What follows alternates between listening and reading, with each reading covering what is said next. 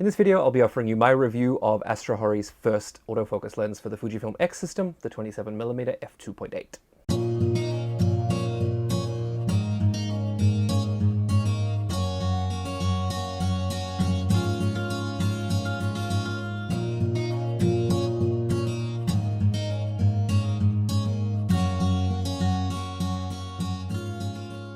Hi everyone, and welcome to another video. This time around I'll be offering you my experience with the AstrHori 27mm f2.8 autofocus lens for the Fujifilm X system.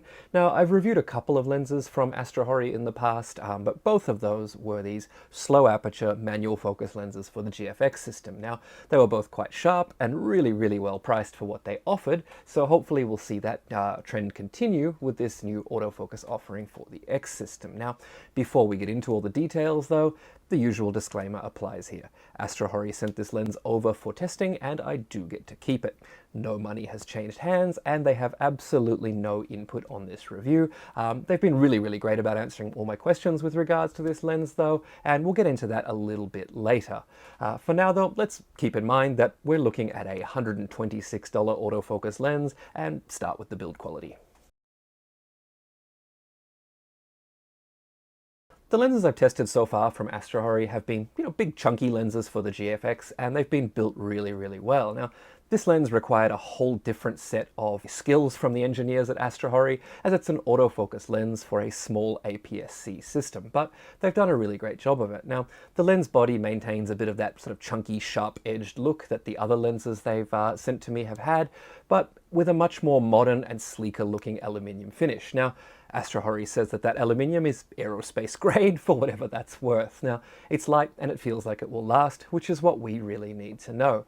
AstrHori's styling and branding is minimal, but it really does stand out with that red A on everything. Now, interestingly, that A is the only part of the body that's been engraved. Everything else is just painted on, so it definitely helps it to stand out and remind you of whose lens you're using. Now, I am a little disappointed not to see an aperture ring on this lens, like the lenses that I've tested for the GFX system from AstrHori, but I guess this would have required the lens to be manufactured separately from the other mounts that it's offered for, which is probably not economically viable for a third-party manufacturer at this price point. Of course, not everybody will be bothered by this, but I definitely prefer to have a physical aperture ring on my lenses. Now, as we see with a lot of third-party AF lenses, this one does have a USB-C port for firmware updates, but on this lens, it's actually on the side of the lens barrel and has this little rubber cover that is very secure and sort of just stops dust getting in there. Now, I much prefer this over the USB-C port in the mount that a lot of other manufacturers are using. At the front of the lens, there's also a knurled manual focus ring if you do feel the need to make use of the focus-by-wire system.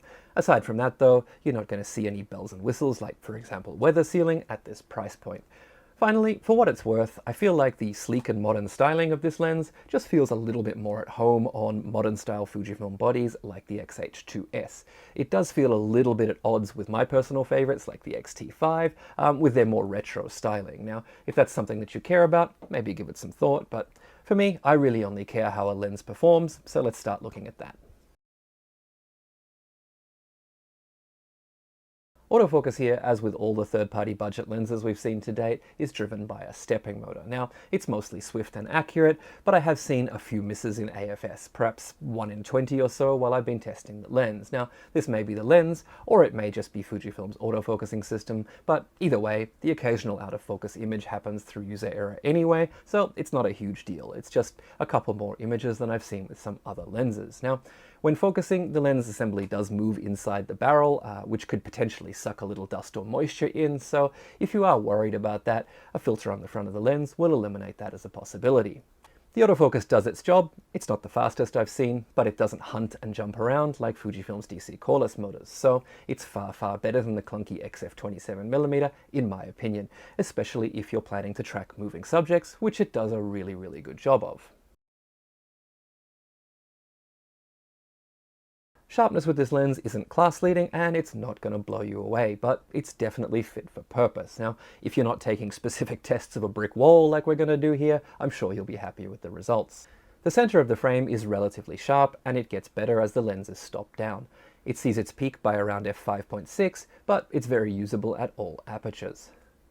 The corners are a little softer than the center, and they never really get great, even when the lens is stopped down to f5.6 or f8. They're definitely fine for street photography or whatever else you might want to throw at them, but this is definitely not a lens for corner-to-corner sharpness in, say, a commercial flat lay image. A little green and purple fringing can be seen in extreme situations, but it's not going to be an issue unless you like to photograph backlit disc brake rotors like this one. Wide open, there's a fairly significant vignette of around 2 stops in the far corners. It gets much better by f4 and is completely gone by f5.6. Even wide open though, it's uniform and easy to correct if you want to, but it does help to sort of draw your eye into the middle of the frame, so you might want to keep it in certain situations. A 27mm f2.8 lens on APS-C will require you to get quite close in order to photograph with significantly shallow depth of field, but when you do, it's always nice to have decent bokeh to work with. Starting with some specular highlights to get an idea of how the lens renders, we see that at f2.8, nice round circles are rendered in the center of the frame, and there's some cat's eye shape towards the corners. From f4 and onwards, all specular highlights shift to a hexagonal pattern due to the simple aperture design. We'll get back to that in a moment. I also notice a very hard line around the edge of the specular highlights, so this is probably not a lens for those big beautiful bokeh balls. In the real world though, we see that it definitely does what it needs to do. It's not going to be on the podium for any bokeh awards, but that's not what a lens like this is for. I do notice a little jitteriness, but nothing that really bothers me. Either way, if I want lovely bokeh from a lens at this focal length, I'm going to reach for the Viltrox f1.2. This one just does what it needs to do, and the bokeh doesn't distract me at all. As we saw in the bokeh images, this lens has a very simple 6-bladed aperture with no edge rounding at all, and this produces lovely round bokeh balls at f2.8 and thus no sunstars. Now, as we stop down though, large and defined sunstars immediately begin to form at f4. They get larger and sharper as the aperture is stopped down, so if this is an effect that you like in your images, this lens will not disappoint. Flare and ghosting control is not great on this lens. With the sun just outside the frame, there's quite a bit of patterning that appears across the images, and contrast is reduced. You'll definitely want to watch out for it and shield the lens when needed. This lens, just like the other 27mm f2.8 lenses that I've tested, is a basic introduction to this focal length aimed at casual photographers who might want a small and light lens to carry around for things like street photography or travel photography. So that's exactly how I've been testing it. I've been stopping the lens down most of the time and just using it to record the world as it appears. Now, this is a stark contrast to the way that I typically work with something like the exotic Viltrox 27mm f1.2, which is a lens that just begs for you to work with shallow depth of field. So this lens for me has been a little bit more about looking for compositions that, work well with that normal field of view and not really looking for any special perspective distortion or leaning on shallow depth of field, for example. Now, it's been a welcome break and I've enjoyed just sort of looking at the world and documenting it as I see it. I've done quite a few photo walks with this lens in Seoul and Busan here in Korea, as well as taken it with me on several cycling trips, and it's held up quite well so far. Autofocus hasn't been an issue at all for grabbing quick frames, no matter the light, or tracking moving subjects. It just snaps into place plenty quick enough for, walking around the street and just trusting that it will do what it needs to do. Aside from the occasional missed focus that I mentioned earlier, it's done a really great job. For the street and documentary photography that I've been doing with this lens, the slightly softer corners haven't bothered me at all, and I found the overall image quality to be plenty good enough for the sorts of work that I would want a lens like this for. The one thing I did always look out for though was flare and ghosting, and I just tried to be very careful when pointing the lens towards the sun and just double check that I wasn't ruining my images with any flare and ghosting and shield the lens when needed. Now, onto the one major issue that I've found with this lens while testing it. At present, all of my Fujifilm bodies, except for my aging X-T2, have IBIS. Now, I frequently rely on IBIS to ensure that when I approach or exceed the reciprocal focal length, I'm able to get sharp images. This AstrHori lens has a CPU that allows it to communicate focal length with the camera and automatically get the required information over to the IBIS unit so that it knows how to stabilize for this lens. But I have noticed that when shooting a series of images, a random frame or two just seem to either not have the IBIS activated or have it incorrectly activated. Now, as you can see in this series of images, they're all perfectly sharp and the IBIS is doing its job until this frame. This is clearly camera shake, or possibly the IBIS unit trying to overcorrect for motion that it thinks is there. But the next frame is perfect again. Now, with the IBIS turned off in camera, this doesn't happen, so I've taken to just leaving the IBIS off unless I really think I'm going to need it with this lens.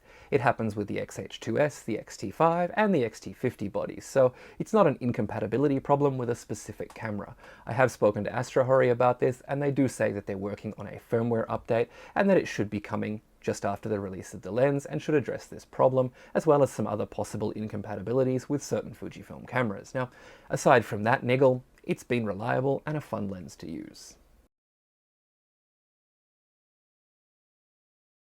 AstrHori has made a decent lens in the 27mm f2.8 and has done a good job of transitioning from making manual focus lenses over into autofocus lenses. Now, sharpness is mostly good in the middle of the frame, but it does lack a little bit in the corners. Flare and ghosting are not particularly well controlled, but otherwise the lens has quite good image quality.